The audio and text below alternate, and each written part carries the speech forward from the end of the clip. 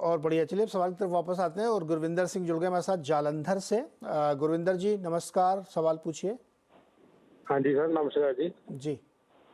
Sir मेरे पास ना IRFC के 10,230 शेयर हैं जो मैंने 193 में लिए हुए हैं। उसके बारे में आपने पूछा था कि मेरा शॉर्ट टर्म है इसमें, कितना वेट मतलब? करूं? शॉर्ट हाँ जी, टर्म मतलब कितना? हाँ जी, शॉर्ट टर्म का मतलब कितना समय? 1-2 महीने जी। 1-2 महीने? हाँ जी, हाँ जी जी। राजेश जी क्या सही ट्रेड लिया इन्होंने? 1-2 महीने के लिए IRFC 193 के भाव पे खरीदा है। ये कभी खरीदा उन्होंने? क्योंकि मैं वही भाव चेक कर गुरविंदर रहा जी था कब कि लिया आपने ये? 4 महीने हो गए जी लिए हुए। 4 महीने हो गए भाई। हाँ, क्योंकि देखिए, आपने जब लिया दैट वाज द डे कि इसने अपना ऑलमोस्ट टॉप बनाया, और आपकी क्वांटिटी अगर आप देखें तो क्वांटिटी बहुत ज्यादा है। तो मेरे हिसाब से इस लेवल पे एटलीस्ट पार्शियल, हम कहेंगे पार्शियल क्वांटिटी रिड्यूस करे, तो प्रोबेबली छोटा मोटा लॉस आपको लेना पड़ेगा। लेकिन ये जो लेवल है 190 195, ये इसके लिए एक स्ट्रॉन्ग सप्लाई जोन है।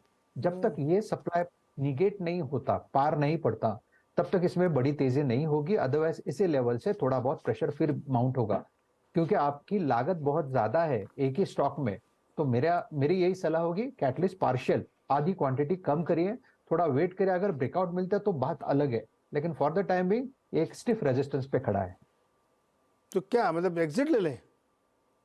पार्शियल प्रॉफिट, मुझे लगता है कि पार्शियल लॉस प्रॉफिट या उन्हें पार्शियल लेना लॉस? पड़ेगा। लॉस लॉस या पार्शियल लॉस उन्हें लेना पड़ेगा। उनको अपनी क्वांटिटी कम करनी पड़ेगी, क्योंकि that is what the chart is suggesting. इसका जो एंट्री पॉइंट है नीरज जी, वो करीबन मेरे हिसाब से 160 155 के जोन में आता है। तो और ये जो पॉइंट है ये सप्लाई पॉइंट है। तो ये जो सप्लाई के आसपास उन्होंने एंट्री की है, तो that is a wrong entry. इसलिए मैंने कहा कि आप थोड़ी सी क्वांटिटी कम करें तो वो ज्यादा बेटर होगा। ओके गुरविंदर जी, थोड़ा सा गलती हो गई। थोड़ा सा आपको कम करना पड़ेगा, थोड़ा लॉस लेना पड़ेगा, क्योंकि वहाँ बहुत सप्लाई जोन है। ओके, अगला सवाल है हमारे पास।